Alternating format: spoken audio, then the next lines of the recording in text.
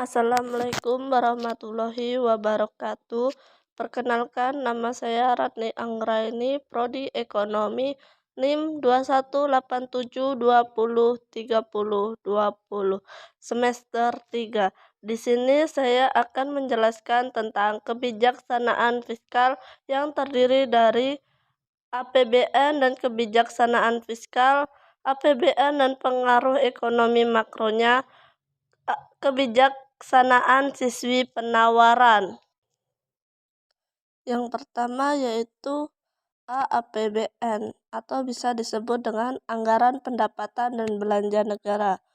Pengertian APBN. Menurut Undang-Undang Nomor 17 Tahun 2003, Anggaran Pendapatan dan Belanja Negara atau Dewan Perwakilan Rakyat, bisa disebut DPR, Pasal 23 Ayat 1 Undang-Undang Dasar 1945.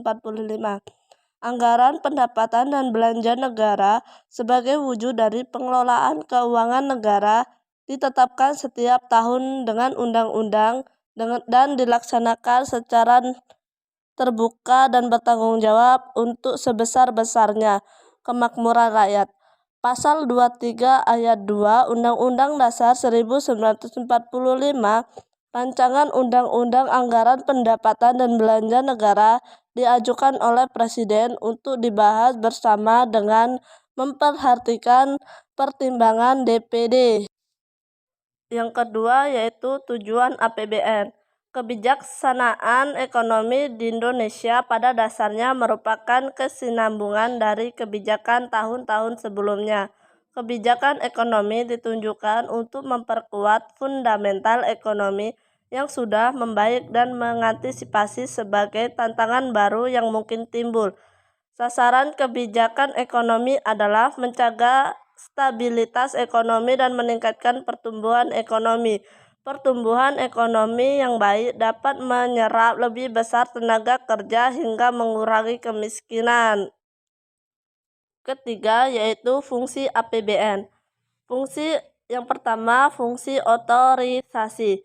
Dapat disebut dengan anggaran negara menjadi dasar untuk melaksanakan pendapatan belanja pada tahun-tahun yang bersangkutan. Dengan demikian, pembelanjaan atau pendapatan dapat bertanggung jawabkan kepada rakyat. B. Fungsi alokasi. Pemerintah harus membagikan pendapat yang telah diterima ke pos-pos belanja yang telah ditetapkan di dalam APBN. Pengalokasian tersebut penting artinya sebagai penghasilan pertumbuhan ekonomi suatu bangsa. C. Fungsi peneracaan. Dengan APBN, pemerintah dapat merencanakan untuk menciptakan dan meningkatkan kemakmuran rakyat. Misalnya, pembangunan jalan untuk memperlancar kegiatan ekonomi masyarakat atau negara, serta dapat merencanakan pembangunan infrastruktur lainnya dengan anggaran yang ada. D. Fungsi distribusi. Pendapatan negara tidak semuanya akan dibelanjakan untuk membangun sarana dan prasarana umum. Sebagian akan dikembalikan pada masyarakat dalam bentuk dana pensiun atau transfer payment, dan dapat juga berupa subsidi atau bantuan. E. Fungsi stabilisasi. Anggaran pemerintah akan menjadi alat untuk memelihara dan selalu mengupayakan keseimbangan pokok perekonomian. F. Fungsi pengawasan. APBN menjadi pedoman untuk menilai apakah kegiatan penyelenggaraan pemerintah telah sesuai dengan ketentuan yang diterapkan. Dengan demikian, penyusunan APBN memudahkan rakyat untuk menilai tindakan pemerintah dalam menggunakan uang negara. Komponen-komponen APBN. APBN mempunyai dua komponen besar, yaitu A. Anggaran pendapatan negara yang terdiri dari pajak, retribusi, royalti, bagian laba BUMN, dan bagian pendapat non-pajak lainnya. Sedangkan yang kedua yaitu anggaran pengeluaran pemerintah pusat terdiri dari A. Pengeluaran pemerintah pusat dan pengeluaran pemerintah C. APBN dan pengaruh ekonomi makronya. Dalam penyusunan APBN, indikator-indikator ekonomi makro yang digunakan sebagai dasar penyusunan adalah pertumbuhan ekonomi, tingkat inflasi, suku bunga sertifikat Bank Indonesia, nilai tukar rupiah, harga minyak mentah di Indonesia. Indikator tersebut merupakan asumsi dasar yang menjadi acuan perhitungan besar-besaran pendapatan belanja dan pembiayaan dalam APBN. Untuk selanjutnya, kebijakan fiskal. Pengertian kebijakan fiskal.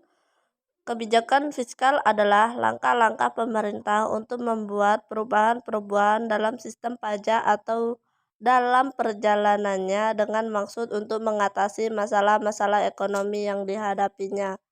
Tujuan kebijakan fiskal. Adapun kebijakan fiskal sebagai sarana mengalahkan pembangunan ekonomi bermaksud mencapai tujuan sebagai berikut. Untuk meningkatkan laju investasi. A. Mendorong investasi optimal secara sosial. B. Untuk meningkatkan kesempatan kerja. C. Untuk meningkatkan stabilitas ekonomi di tengah ketidakstabilan internasional. D. Untuk mengulangi inflasi.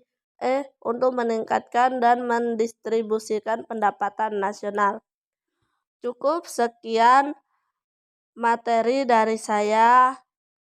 Apabila ada kesalahan dari tutur kata, saya mohon maaf. Saya akhiri. Wassalamualaikum warahmatullahi wabarakatuh.